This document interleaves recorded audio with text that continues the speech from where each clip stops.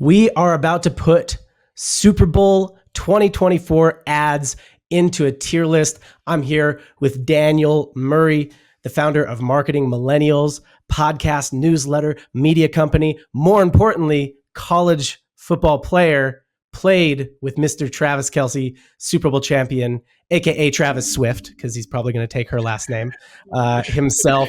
So we got some stories incoming there, probably. But we're gonna go through some ads, and I'm gonna ask Dan some questions. You ready to get into this, man? Yeah, I'm excited. I want to talk Super Bowl. Let's see if I remember half these ads. We're gonna kick it off with the ad that got the most play for sure. They bought a lot of spots. It's the Temu ad. For the audio listeners, I will just say this is going to be the one time here where you're not really going to know what's going on. You're just going to hear a song for like 30 seconds. It's basically just a bunch of stuff with cheap prices on it that you can buy on the Temu app. Here's the ad.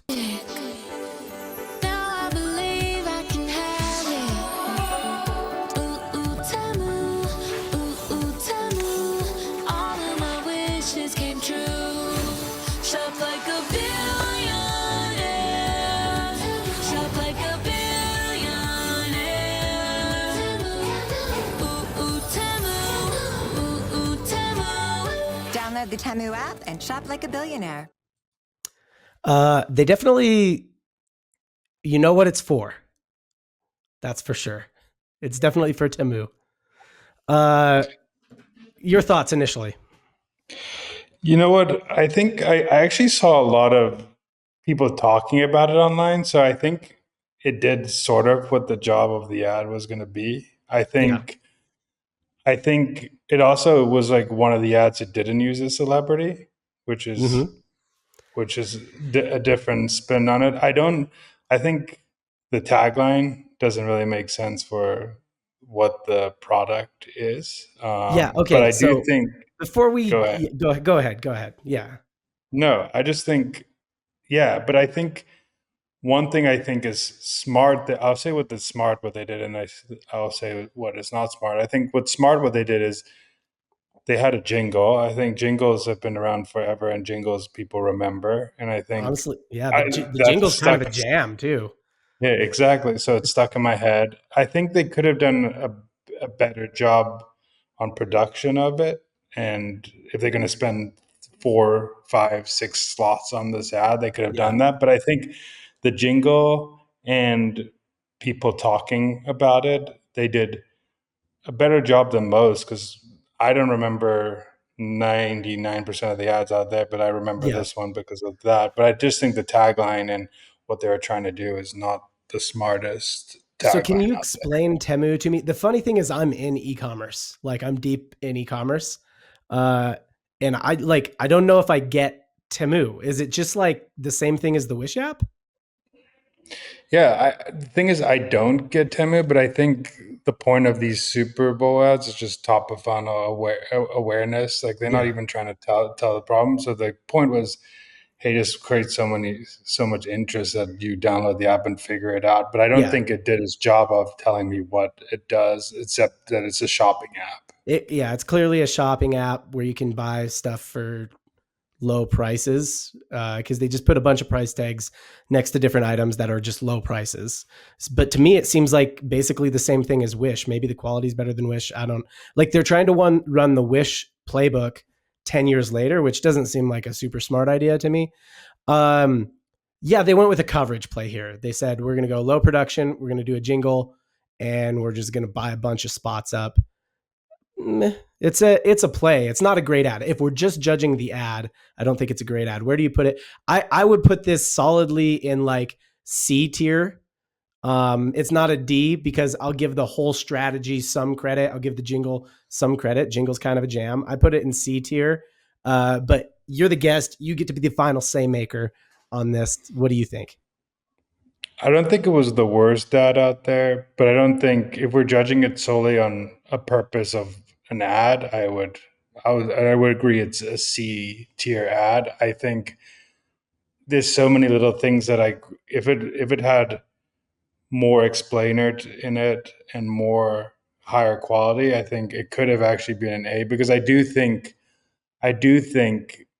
that jingles are underused because they actually psychology wise help Yeah. you remember what a product is. So if I you think think of people like think pure it's marketing cheesy. strategy, yeah. Yeah. But a lot of people thought a lot of the jingles back in the day were cheesy, and people still remember them today. So, Yeah. so I think, but for quality of ad and based on what a Super Bowl ad's supposed to do, I don't think they got the picture of what a Super Bowl ad's supposed to do. They just Yeah. did the coverage play, like you said. You like C tier? Yeah, C tier for this one. C tier for Temu. All right, quick break for a question to you. What, in your opinion, like what would be if somebody came to you as a marketing consultant and they're like, help me with my marketing strategy for blank? What would be like your ideal product to come up with like a strategy for? And let's say they got all the budget in the world. You get to come up with a Super Bowl ad if you want one. You get to do whatever the strategy is. What would be your ideal product? I would go with products that I'm passionate about. So either a tennis product, a Mhm. F1 product, or something with a marketing audience, because I understand those three things. Those would be the three things that I would want to do a marketing strategy for. Yeah. Um, I think since my my background is in marketing, is probably like some high end marketing product that Right. like a Salesforce type thing where I can use the budget to like go out and sponsor F1s and Yeah. tennis and stuff like that, and have coverage of more Yeah. audience, but also be able to run a pure B2B media play that I would do. So Yeah. And you don't really need to acquire much to like pay for the budget. It's easy to make ROI on a enterprise SaaS. Did you see the campaign with HubSpot and the founder of the Morning Brew?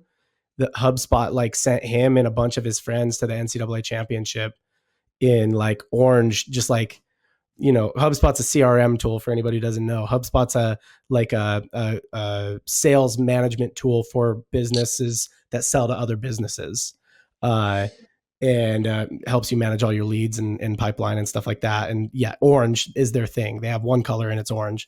And they sent them to the NCAA like football championship in just a bunch of orange crap, and like did this whole Where's Waldo thing. I don't know if you saw that, but that's the kind of stuff that is like you don't see a lot of B2B SaaS companies doing that, and I think that stands out.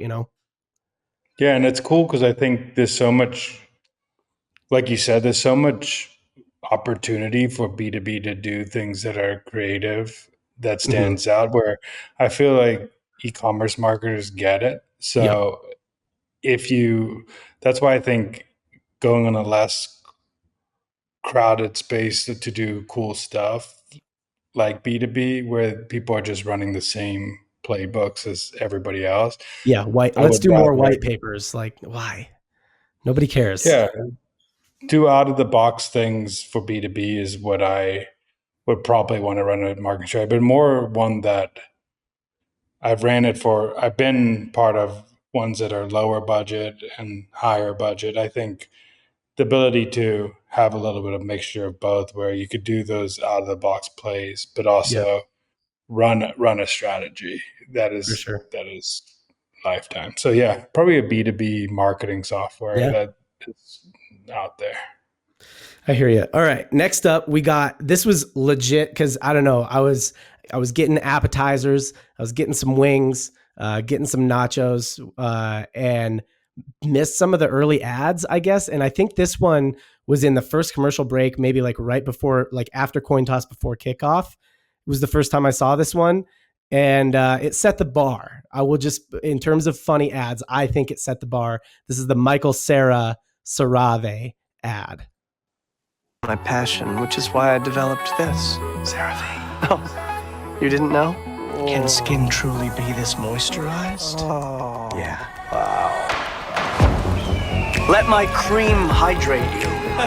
3 essential ceramides. Cerave. Developed with Michael Cera. V. We like? So my name is Cera.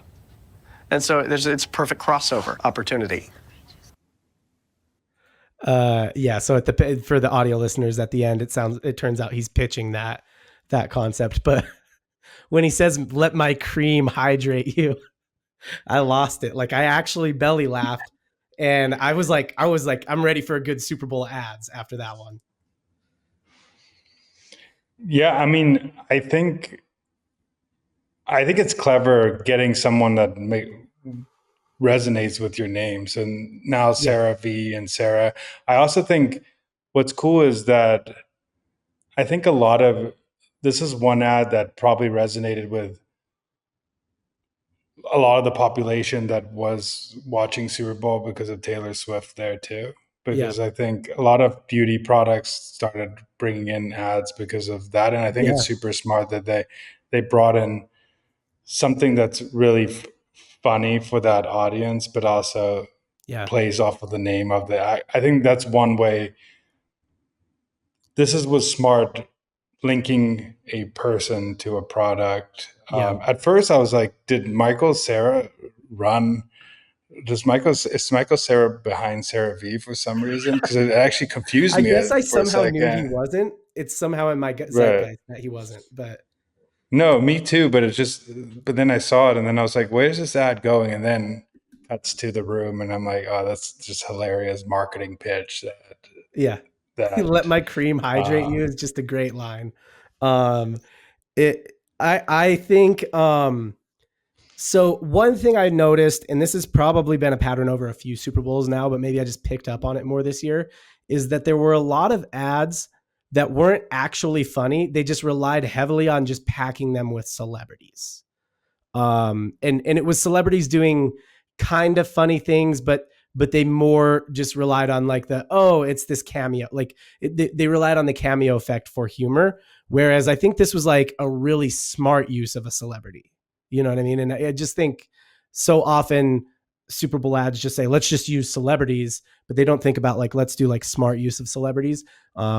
So I like this one. To me, this was my S tier ad. This set the bar.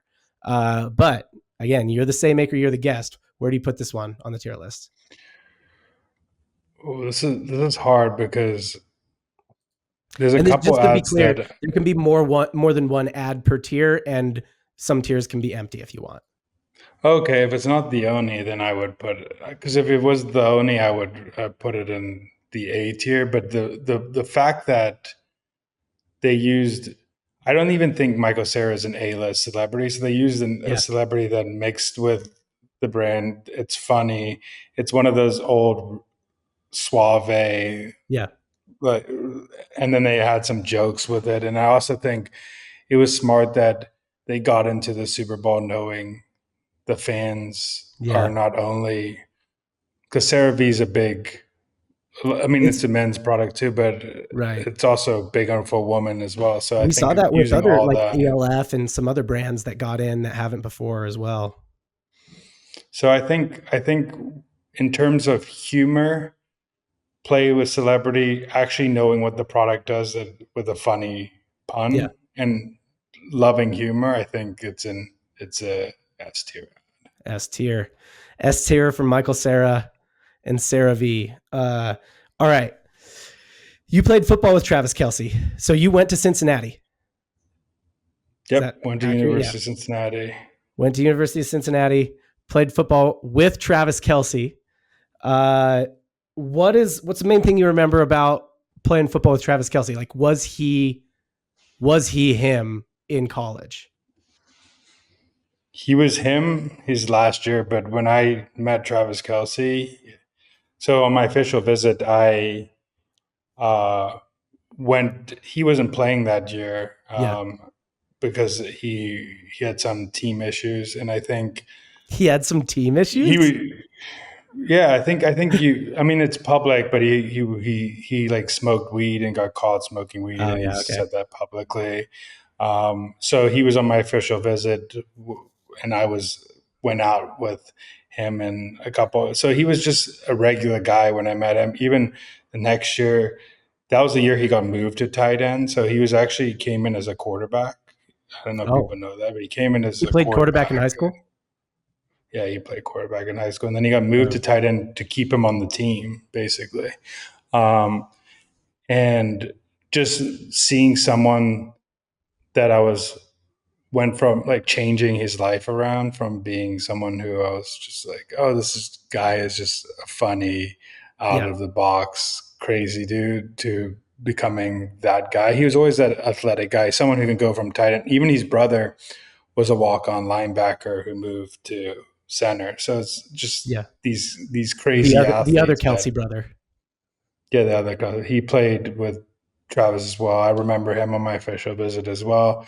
So it's great to see one that like Cincinnati is getting a lot of attention from this, which is even wearing his wife wearing the Cincinnati Jason's wife wearing Cincinnati because she won't wear anything but Eagles to any game, which was great for the exposure for Cincinnati. So Yeah. I'm happy that Cincinnati's getting exposure from this. But yeah, Travis, no, I don't think if you saw Travis in college, you would have been like, oh, he's Hall of Fame. I think you would have said he would have been great um, when I first met him. But we all knew he was great when we were at Cincinnati. So Did you it's think glad to see did you know he was that, like, he could be one of the greatest tight ends in the NFL, maybe the greatest ever?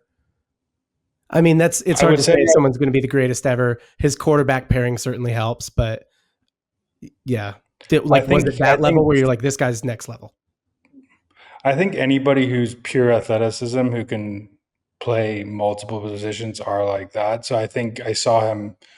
I won't say I predicted he would be Hall of Fame level, but I think every Hall of Fame quarterback usually had a good pairing. So I mean, Mhm. tight end or Yeah. receiver usually had a good pairing with a good someone who can throw to them. Oh, So yeah. I think I knew he was going to be great. I didn't know he was going to be three-time Super Bowl champion, Yeah. dating Taylor Swift, Yeah. Travis Kelce. So The Dame I went to college with Dame Lillard, who plays for the Bucks now, played for the Portland Trailblazers for years, NBA superstar. And I always thought he would be a good NBA player. I did not think he would be what he is. I mean, one more Travis Kelce question for you. You got his number? Like, is his number in your phone? Like, you guys talk ever? yeah, we haven't talked to him since Yeah, he's college. probably We're not he that. has tons of text messages. But your take is the Taylor Swift thing legit or is it publicity? I think it's legit. Okay. Um, I don't think it's publicity. I think uh, you could see raw emotion from that. Like they wouldn't. And Taylor Swift's never been a public. Like she's been public in the sense that she's done her music, but she's never been public with relationships, public out there. I Mhm. think it's the Victoria Beckham, David Beckham story Oh, that's okay. playing out in modern day, which I This is think going to is be the one that cool to sticks see. for Taylor, you think? I Cheering for think those so. crazy kids. Exactly. Okay, next up, I'm going to go to what I think was the weirdest ad of the Super Bowl. I don't know. There were some weird ones, but I think this one was the weirdest ad.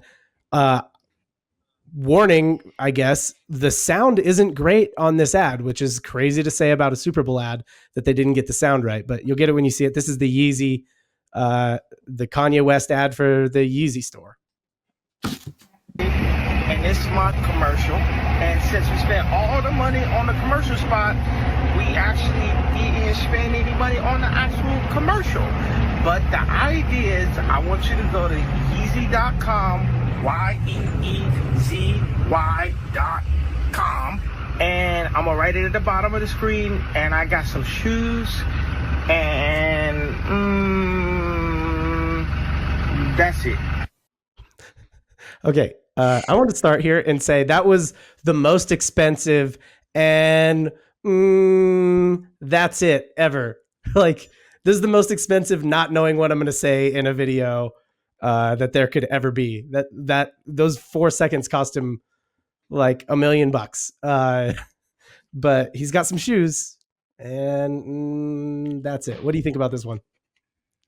I think this ad would have been better if it was a TikTok ad or a Facebook ad, but I don't think it's a Super Bowl ad. I think they went too literally of, hey, being organic and showing a video of Yeah. Kanye doing this. But I think people expect better Yeah. when you're a Super Bowl. Marketers and people are there to not only watch the Super Bowl, they're trying to find the best ad out there. And I think it got some people's attention, but I don't even remember this ad. It probably looked like something came up on the screen and went away. You're right, the video quality is not that good. Okay, Um, even if they're going to do just a homegrown ad, him on this phone, they could have done it way better. This was almost purposely bad, it seems like. yeah, there was no, even if you do that, you have to have some sort of scripting to it, even if it's Yeah. flowing to it. He's We like, got some go to shoes get my shoes and or something and something. Yeah, I don't know, and I don't know what audience they're trying to hit with this ad either. So this mass. Yeah. I think, So I will say this. I don't know if this will change your mind about the ad, but I did see on, Twitter, so it's 100% reliable since I saw it on Twitter, that the report that got sent to Kanye after the Super Bowl was they spent 7 million on the ad spot. They clearly had a $0 production budget, and they did about 19 million in sales on Sunday. And so that wouldn't include any sales that they did on Monday. So what are we talking about? About a 2.3, 2.5x ROAS, 2.6x ROAS on a Super Bowl ad. I mean, I will say this: it was a very direct response ad. Most Super Bowl ads are not. I don't know if that changes your mind at all, but yeah. But yeah, uh, that's it. yeah, I mean, that first of all, that's impressive. But I think anytime you put something top of mind, that like this is already well known product. I think Yeah, they could have spent $7 million on Facebook ads and probably got a better result from it. So, but I still think that's a great ROAS. But it does, as a pure ad, I think they probably could have got a 4x ROAS if they did if they better. did a little I think better. they, That's true. You yeah. never know So I what they think could have like done. Yeah. exactly. So, but yeah, that might have changed my mind a little bit. I think it's probably Temu level because I bet you people started shopping a little bit on Temu too. I bet they But got some. yeah, both seem like direct response ads. I would put it at D tier personally because I think it's just such a bad ad. And like you said, I don't care necessarily that it got 2.6x or like you said, it could have got 4x ROAS. I mean, it was a well-known brand. It was a direct response ad. Not a lot of brands do direct response ads in the Super Bowl. So the ones that do, I mean, we saw Coinbase last year, like can really drive a lot of like sales. Um, I think, yeah. I mean, what he could have done, just one little thing, just say that there's an offer, right? Like some kind of offer, put it in there or something like that. Temu could have done the same thing. But I would call it D tier. We'll put it in C tier since we do have the reported ROAS, as per If it didn't Twitter. have that, I would have put it lower if it didn't have that. Yeah. But Yeah. I think if it did its job and got sales, then Yeah. that's the point of advertising. I think there's Yeah. two goals of it. One is getting your brand out there and getting more education in your brand, and then one's to sell. So Yeah. if it sold, it did at least it did its job. Yeah. So Side note, Yeezy is looking not great these days. He's looking a little shot out. All right. You run the Marketing Millennials. It is a media company. So you got podcast, newsletter, you got events you're doing now. It's a 7-figure media company. You were kind of telling me before. It's like you were working in marketing ops, working at big SaaS enterprise SaaS brands, and you started Marketing Millennials and grew it to 7 figures. Can you break down sort of the origin? How did it start and how did it grow in revenue so significantly? You just don't see a lot of sort of independent niche media companies getting that sort of trajectory. yeah, I think like most companies, I think for me, at least me, it came out of just me just interested in marketing and posting on LinkedIn, which is a boring story. But then I ran out of ideas on LinkedIn and started a podcast. And then that was when the Marketing Millennials was born. I was just a marketing millennial, and I just thought, oh, Marketing Millennials would be a good name to. Was brainstorming with Ari and a friend about it before, and this was like 2020 when we were doing this, and then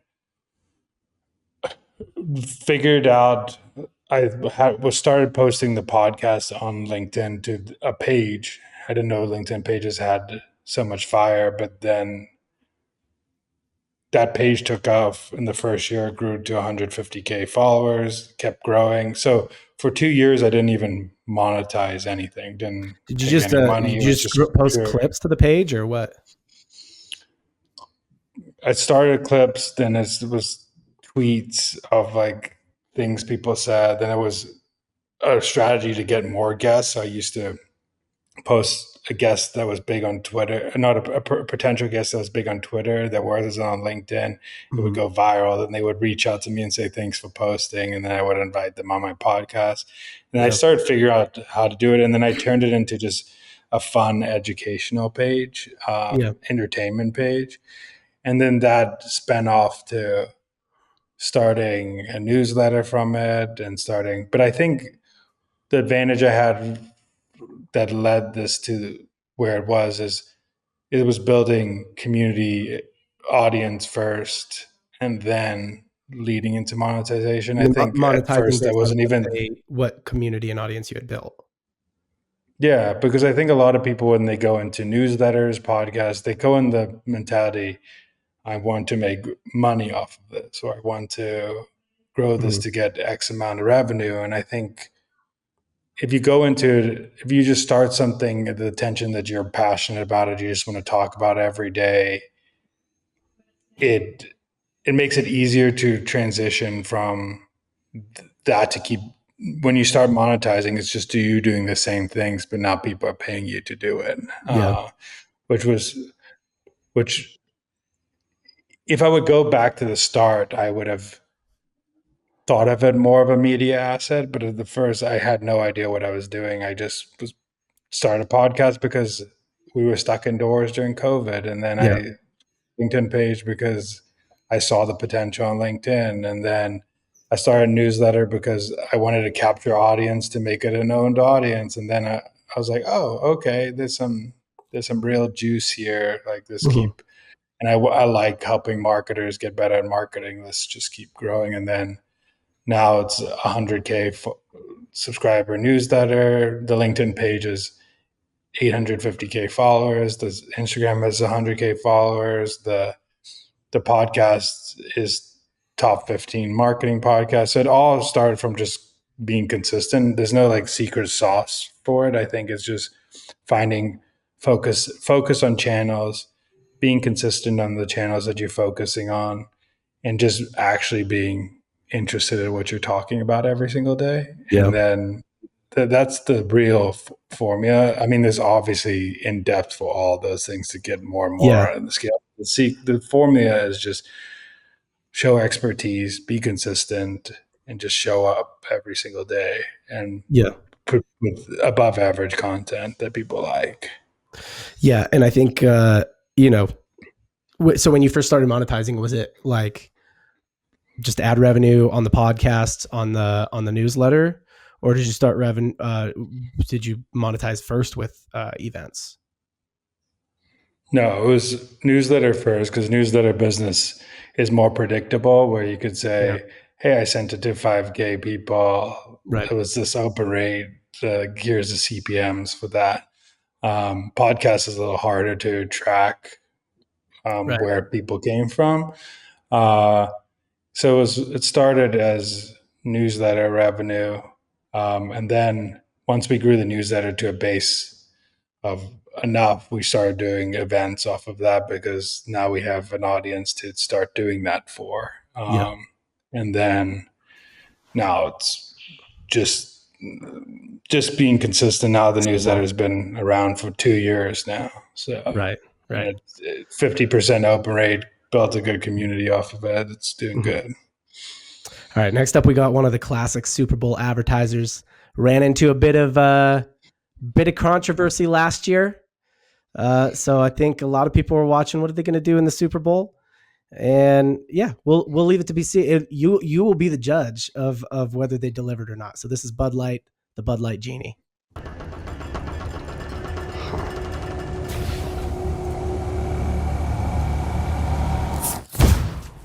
Are you the Bud Light Genie?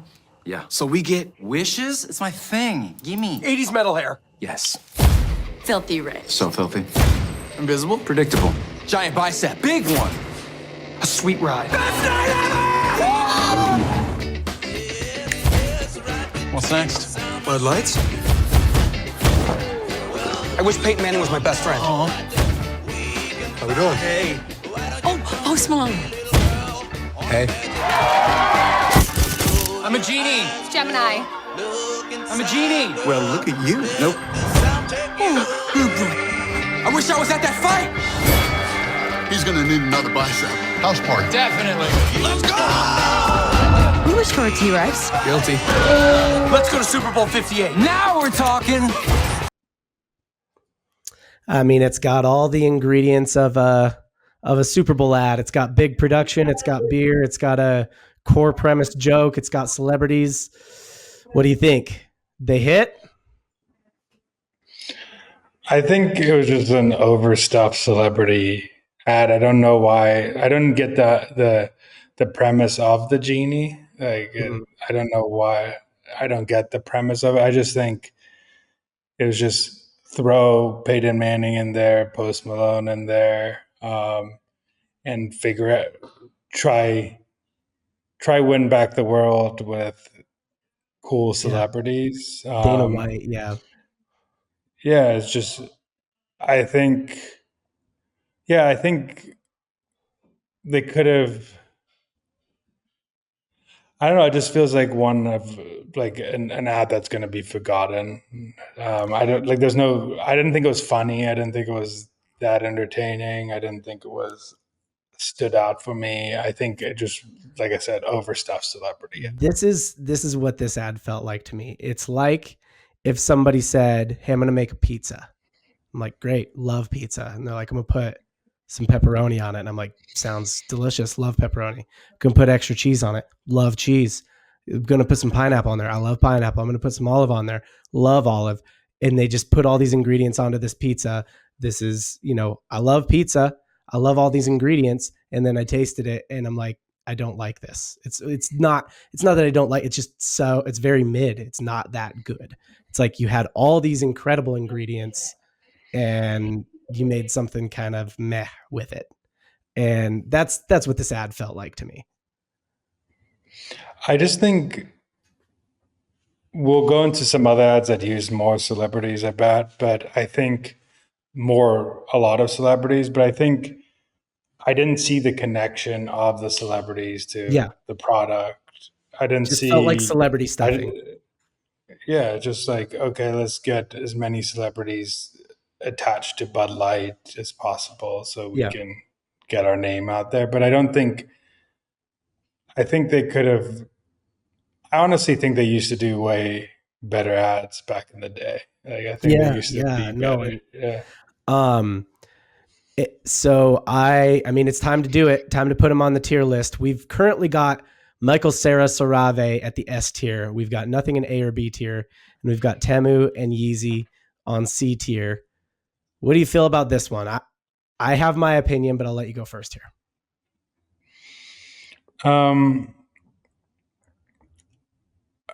It's hard. I don't want to add another. I want to add another C to it. Add it to the C tier, but you got him in C tier, huh? But I think it's mid. Like, I think it was slightly better. Like, the production was there, was the thing for Super Bowl, but it just landed in the middle of everything for me. So I think I'll put it in a B for them. I put it in B tier as well, with the caveat that I expect so much better of Bud Light. You know what I mean? Mm-hmm. I expect A tier and S tier ads from Bud Light. And so for them to be in C tier is as bad as being in D tier. That's a fail for them.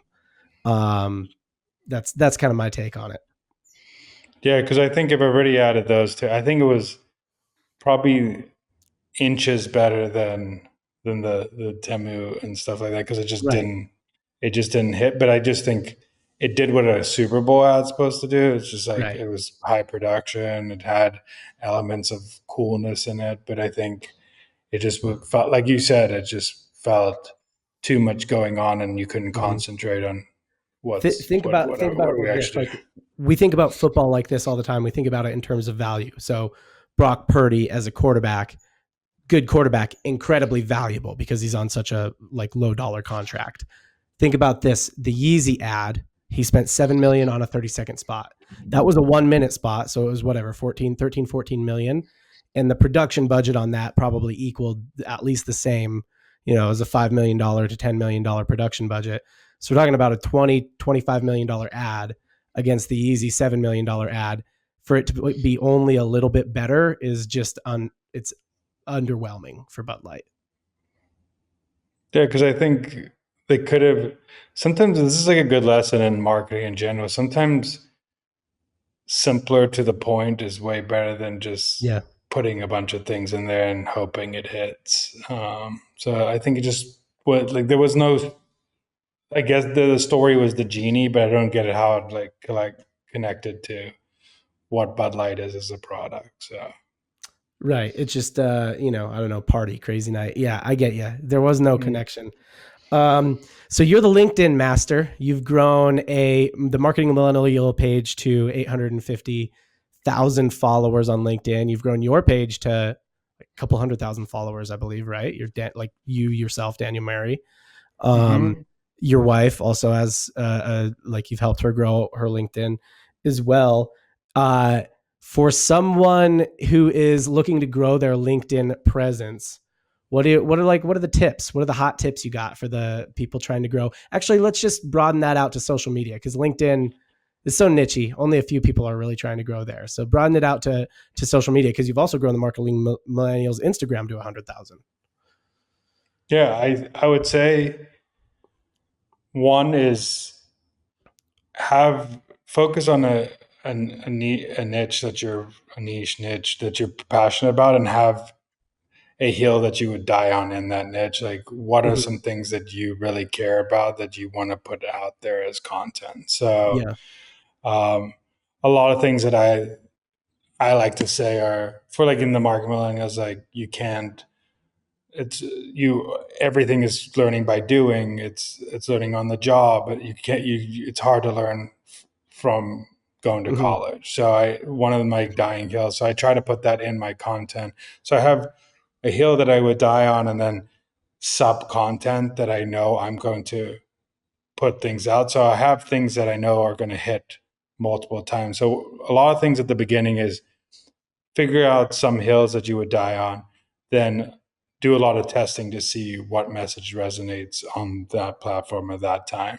Yeah. Two, I would say find where your people are actually hanging out. That should be actually be probably not find where they're hanging out. If your audience is marketers, are they hanging out on LinkedIn? Are they hanging out on Instagram? Are they hanging out on Reddit? Where are they hanging out? And Yeah. pick one or two. A lot of people, what they do is they go too broad and they try to be on every channel. I think my goal is always dominate one channel. Once you've dominated, figure it out, then go to another channel, dominate it, and then figure it out and go to Mhm. another channel. So you can put 100% focus on that channel when or at least 80% focus on that channel while you're growing. Three, I said this already, but I think my line is B plus content plus A plus consistency wins on 90% of channels. A lot of people just give up, I think, Mhm. and because they think that in 2 months they're going to get a huge following. They think they see these meteoric rises of some people that have grown, but they don't see that some of those people were either early to the platform, they already have built audiences before, they've done this Mhm. before, they have a network outside. So they think that, oh, if I'm not getting business in a month, I'm Yeah. screwed. So I think consistency plus above average content. And then also, I think just one thing I always tell people is go find 10 to 20 influencers in your niche and figure out, reverse engineer what they're doing, and then figure out how you could be better, how you could be different, how you could be like put out some content. But this formulas, if it's working for them, it's going to work for you. So figure out what hooks they're using, what type of images they're using,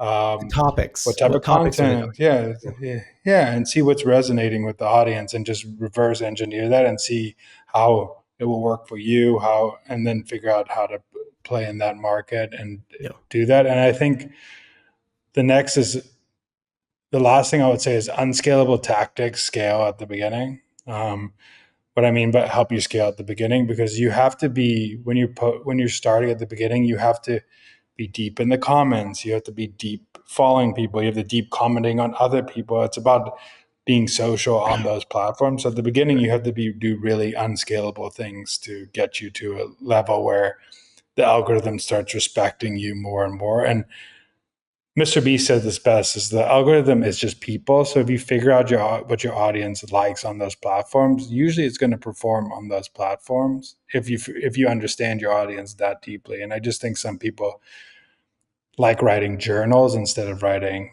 what their audience actually likes. Yeah, they like writing for themselves. What's Exactly. been the best? So one of the things that I think is interesting about the marketing millennials is usually the tandem you see in social media, and especially B2B, is Twitter, LinkedIn, LinkedIn, Twitter. And you do have a Twitter presence as well. You don't typically see in Instagram. Like a lot of times I will see people who have good followings on LinkedIn, Twitter, but not on Instagram as well. What made you decide to focus on Instagram, and what have been like the different things you've found there that is different about that platform as opposed to LinkedIn and or Twitter? That's a good question. I definitely think the LinkedIn following helped me build the Instagram at the beginning, but I do think that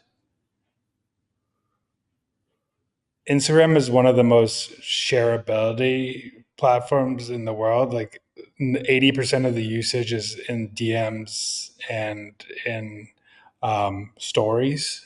So if you can post things that are shareable, that you've seen shareable on other platforms, they're probably going to get shared more on Instagram and stuff like that. And I think Instagram, I feel like, is more of a marketer's, for me, a marketer's five to 5 to 9, 5 to 10 after work. It's more of like, I can be a little bit more out there with some of the content, where LinkedIn is a little more of like the networking party, and then Twitter is more of the expertise. So I think if you add all these things, it's like Twitter is more building one-to-one connections with really smart people. LinkedIn is a huge networking conference, basically. Everyone's And there. then Everyone who's there is interested in networking. yeah. And then Instagram is everybody's there because they are just scrolling for entertainment, scrolling for fun, scrolling because they're done with the day. They just kind of trying to get entertainment or something, some maybe a little bit of value. So I think if you can add something to their day after work, then you're in their feed during work and then after work, and then you can use Twitter or X to show expertise. And I think I use X more as a way to show my personality behind the brand, like my expertise on X. I don't really use marketing millennials there yet because I haven't really figured out using a brand on there. But I think I figured out how to use it on LinkedIn and Instagram. So, and then also Reels has like Instagram, TikTok, LinkedIn, YouTube Shorts are like four different mediums where organic reach still is pretty well done. So we scaled Instagram a lot on just Reels posting. So Reels is how we scale. So I just figure out where, like Gary Vee says, underpriced attention, and figure out I know marketers hang out on Instagram, so Well, figure out everybody how to does, get there right? And cheaply. that's what I think when people are like, "Oh yeah, like our audience is more on Twitter and LinkedIn." Like, yeah, when they're in work mode, like you said, but everybody's got an Instagram. Mm. Marketers and non-marketers alike, and so yeah, I agree. And also, I think an interesting mechanism about Instagram is the mechanism for sharing. So Facebook and Twitter also have sharing mechanisms, but it's like this public like repost share.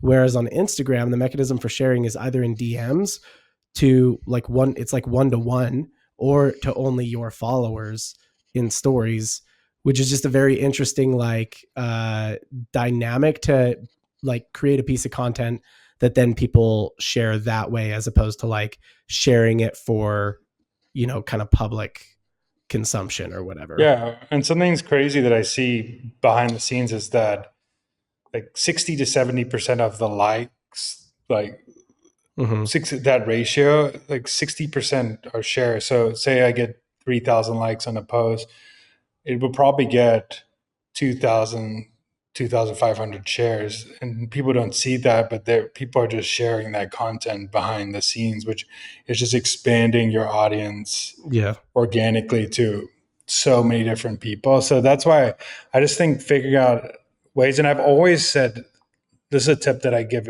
a lot of people, but I always say, like, think of social as a large group chat with your friends. Some of them could be a little different group chats, but I just think about every time I share something, if I send this to my marketing friends, would they laugh? Would they think it's funny? Would they think it's educational? If it doesn't hit those criteria of sharing it with my friends, and I don't share it on social.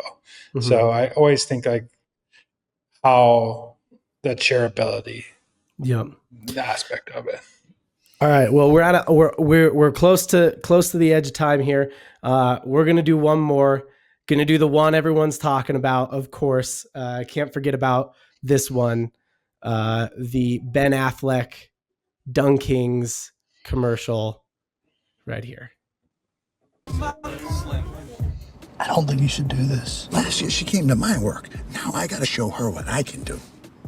He's here. Affleck on the track. What up, Bronx? For your consideration, here comes the Boston Massacre! The Dunkins! Touchdown Tommy on them keys! Player coach. Got it. I'm open. And needs no introduction, my partner! Sometimes it's really hard to be your friend. You said you were gonna support me? Dunkins! Don't go away. My heart. Why you dunking me, girl? Why you dunking? Dunkins! My heart. How do you like them donuts? I'm so You sorry. had to see it, but I forgive you. Lay us on the track. Are we gonna be on the album? We talked about this. Let's go. You're blinded by them pinstripes. Wrap it up. Here goes Babe Ruth. Tom, you can stay. You remember when I told you I'd do anything for you? This is anything. Chill. They're naming a drink after us. So yeah, for the audio listeners, that was Matt Damon, obviously partner. The partner was Matt Damon. TD Tommy was Tom Brady on the keys. Jennifer Lopez was the who they barged in on. Also, we had a little Fat Joe random cameo in there. Not random, he's New York ties. People are going crazy over this one. I think a lot of people have this as like the ad of the Super Bowl. What do you think? I actually love this ad for the sake of that the celebrities tied back to the city of Boston, which I love that. Which is Dunkin' Yeah, Donuts. That's where it's from. Yep. Dunkin' Donuts. I love that there's pop culture stuff with it, which I think a lot of people would get that Ben Affleck and J-Lo are always seen in public arguing and bickering. Yeah. So I think that also Ben Affleck really loves Dunkin', so it's just like a true mix of those things. I think it is pretty cheesy funny. I think it's like has like some cheesy funny. They're in like appeal, but orange it's also jumpsuits. Yeah. yeah. It's pretty memorable. So I mean, there's only this ad, the Cerave ad, and I think the one that we haven't played, but I think the Beyonce ad are like the That three was that I think. yeah. My next question was essentially, do you think we snubbed anybody, didn't or left anyone out? But this is high tier ad for me. I know you probably think it's a little bit lower than Well, Cerave. yeah, it's you read my mind a little bit. I don't think it's quite S tier. Oh, I don't think it's quite S tier. Personally, I think it's an A tier ad. It's a good ad.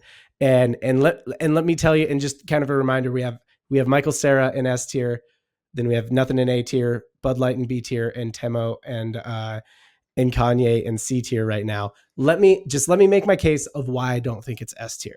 All right.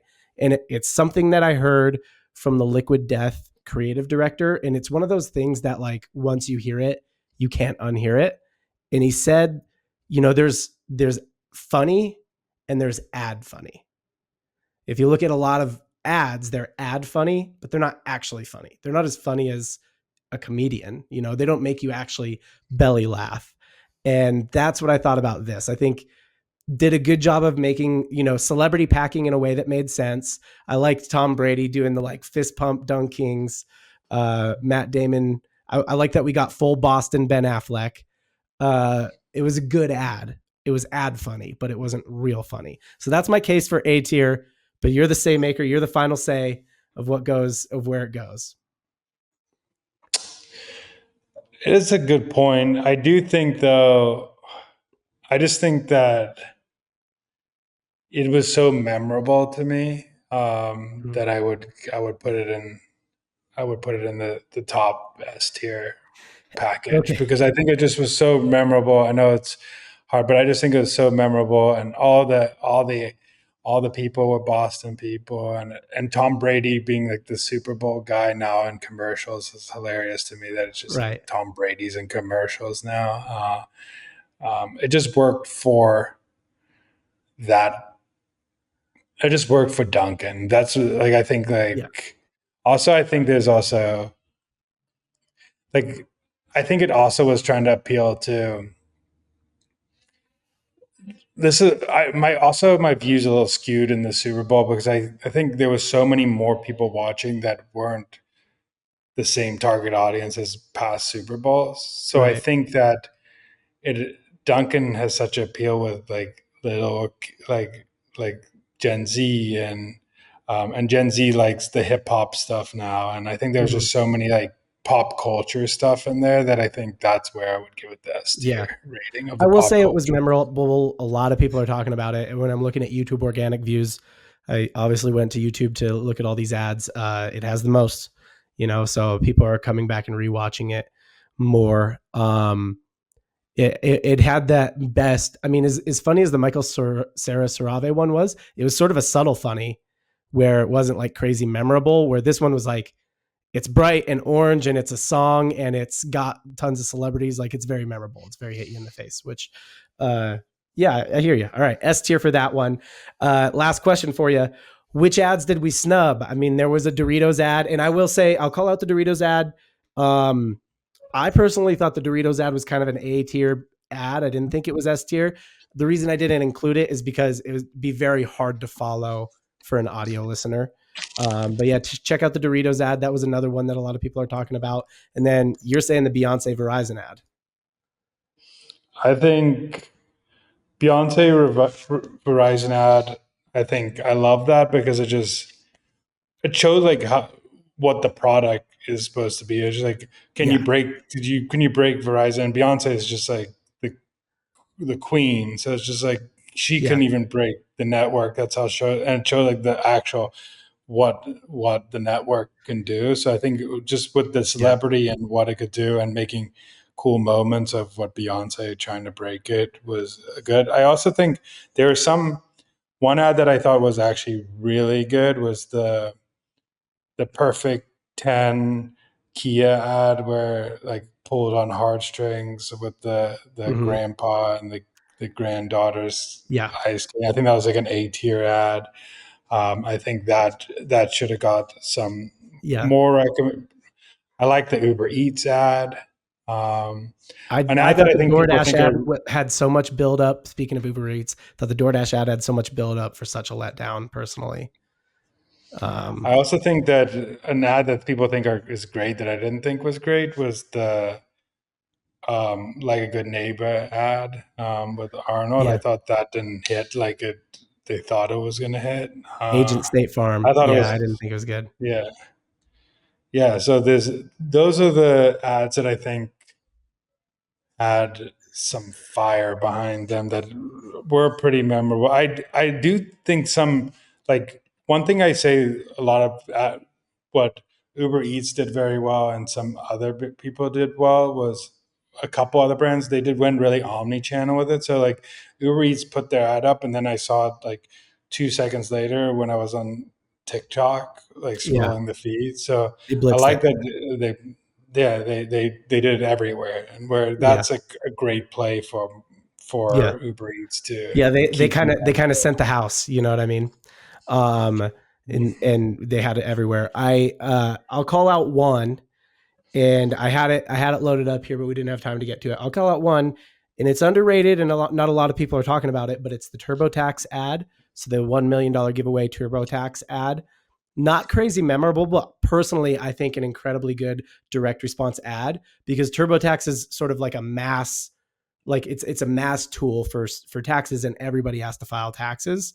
So it is actually pretty mass market. So to do just like a giveaway, a mass giveaway with a QR code, direct response play, I think the TurboTax ad, in my opinion, was the best direct response ad, better than Temu and Kanye, and I would actually put that at A tier, like being the best direct response ad. You can't quite get to S tier because the Super Bowl ad is supposed to be something else, but I think I put that at A tier because it was the best It's DR one also I saw. TurboTax is like it's supposed to be direct response because we're in tax season, so it would be stupid if they just did a pure brand awareness Yep. play. Yep. Love that they're doing If an they offer. needed to be. Only one I saw with a great offer, $1 million giveaway for starting your taxes, which is just ties right in. Probably going to get a lot of users out of it.